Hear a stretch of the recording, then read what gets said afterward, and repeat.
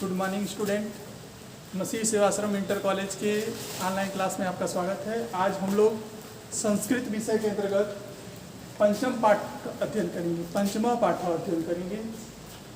इसमें हम लोग आज जो हमारा टॉपिक है लिट लकार। लिट लकार का अर्थ होता है भविष्यत का। जैसा कि हमने पिछले क्लास में पढ़ा था कि लकार हमारे संस्कृत में 5 होते हैं, जिसमें हमने पिछले क्लासेज में लंग लकार भूतकाल के बारे में अध्ययन कर चुके हैं। अभी हम आज जो अध्ययन करने जा रहे हैं लिट लकार, जिसका तात्पर्य होता है भविष्यत काल।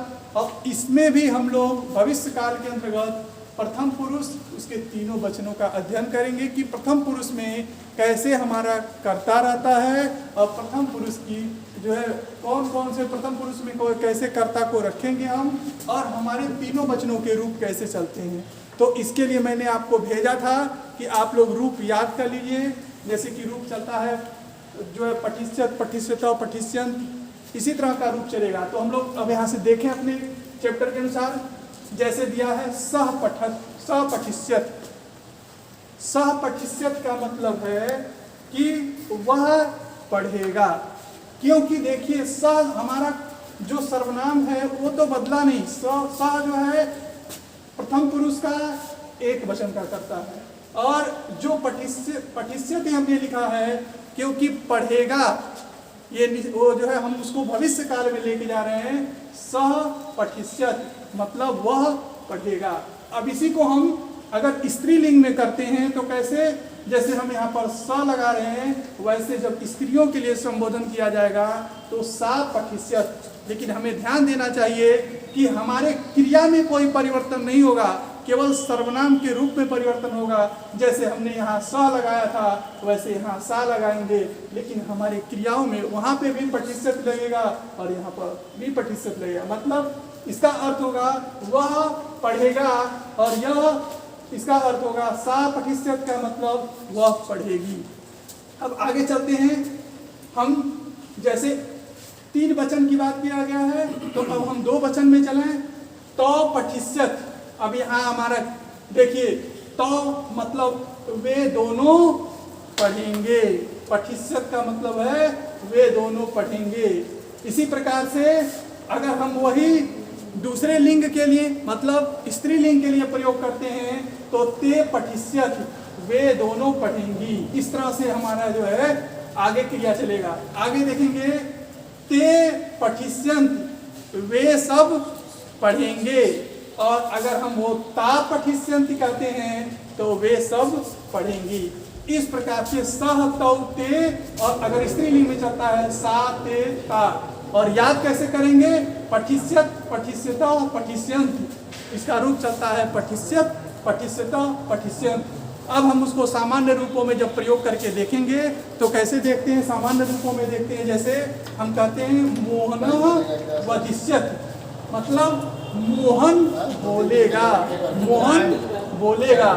सुलेखा वदिष्यत, अगर सुलेखा बोलेगी। इसी प्रकार से देखिए हमें हमेशा ध्यान देना चाहिए कि हमारा जो है कर्ता कैसा है। अगर कर्ता का रूप, अगर हमको जो है संस्कृत में व्याकरण को समझने के लिए, लकार को समझने के लिए ये ध्यान देना होगा कि हमारी जो है क्रिया कैसी है।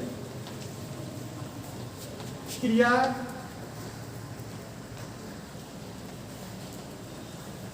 कर्ता, हम जानते हैं कि संस्कृत में क्रियाओं को धातु कहा जाता है।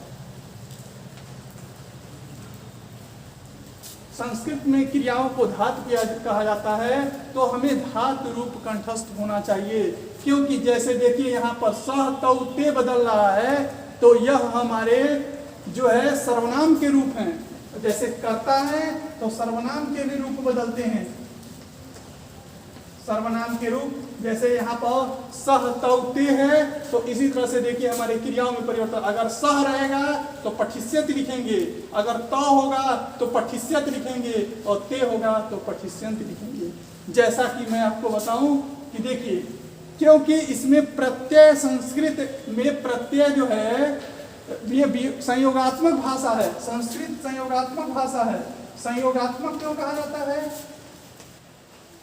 संयोगात्मक का मतलब इसमें कारक अलग से नहीं लगाया जाता, कारक उसके साथ लगा होता है। इसीलिए जब कारक साथ में लगा होता है तो हम जैसे सह तौ ते कर रहे हैं तो हम देख रहे हैं कि जो है हमारे सर्वनाम में परिवर्तन हो रहा है। जैसे सह मतलब वह, तौ मतलब वे दोनों, और ते मतलब वे सब। अगर इसी को हम स्त्रीलिंग में ले जाते हैं तो देखिए स्त्रीलिंग में क्या होता है, सा मने वह, लेकिन ध्यान रखना है वह स्त्रीलिंग के लिए है। और ते सह वे सब, और ता मतलब वे सभी। इसका ध्यान देते हुए हम अगर आगे अभ्यास कैसे करेंगे, यहाँ से अभ्यास हम देखें। जैसे कहा जाएगा मोहन बोलता है, अगर मोहन बोलता है या मोहन बोलेगा, अब मोहन मोहना वदिष्यत, अगर मोहन बोलता लिखते तब मोहन बोलता है तो मोहना वदति होता। लेकिन अगर यह क्रिया हमारी जाकर के भविष्य काल में जा रही है तो वदिष्यत ही हमको करना पड़ेगा। मोहना वदिष्यत, मोहन बोलेगा। सुलेखा वदिष्यत, सुलेखा बोलेगी। अगर हमारा जैसे करता दो, अगर जो है द्विवचन में हो गया, जैसे मोहना विभा च वदिष्यत, मोहन विवाह। अब यहाँ पर देखिए, अब हम वदिष्यत नहीं लगा सकते क्योंकि मोहन और विवाह यहाँ पे दो वचन हो गया, तो हमारे क्रिया में भी परिवर्तन होगा। और यहाँ वदिष्यत, जैसे यहाँ पठिष्यत हो रहा है उसी तरह से यहाँ वदिष्यत हो जाएगा। इसी तरह से आगे देखें हम, जैसे देखिए छात्रों वदिष्यत। अब यहाँ छात्रों क्यों लिखा गया? क्योंकि यहाँ पर रूप चल रहा है, छात्र का भी रूप चलता है। छात्र में है, जैसे छात्र का रूप कैसे चल रहा है, जैसे देखिए छात्र छात्रों छात्रा, छात्रों मतलब हो गया दो छात्र, वदिष्यत मने बोलेंगे, दो छात्र बोलेंगे। और यहाँ बालिके वदिष्यत का मतलब होगा कि दो बालिका बोलेंगी। यहाँ पर दो वचन के जो है कर्ता रखा गया, इसलिए क्रिया में भी परिवर्तन देखने को मिलेगा। अब हम बहुवचन को देखें। बहुवचन में कैसे होगा? जैसे छात्रा का छात्र छात्रों छात्रा मतलब सभी छात्राएं, वदिष्यन्ति मतलब बोलेंगी, सभी छात्राएं बोलेंगी। इसी प्रकार से हम यहाँ पर देखेंगे, अगर छात्र है तो हम छात्र लिखेंगे, छात्र छात्र, छात्र है तो तुरंत हमें क्रिया को बदलना पड़ेगा। यहाँ पर अगर छात्र जैसे आएगा तो हमें क्रिया में बदलाव करना होगा। तो अब यहाँ पर वदिष्यत लिखना पड़ेगा।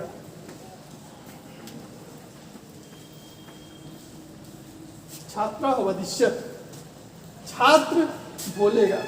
हमें हमेशा ध्यान रखना चाहिए कि शब्द रूप और अगर धातु रूप हमारा तैयार नहीं है तो संस्कृत में व्याकरण को समझना कठिन है।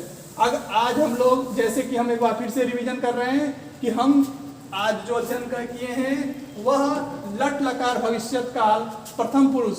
मैं पुरुषों के बारे में मैंने बता दिया था कि 3 पुरुष होता है और 3 वचन होता है, लेकिन आपके चैप्टर में नियम अनुसार पढ़ाया जा रहा है कि प्रथम पुरुष के तीनों वचन को एक साथ पढ़ना है, मध्यम पुरुष के तीनों वचन को एक साथ पढ़ना है और उत्तम पुरुष के तीनों वचन को एक साथ पढ़ेंगे।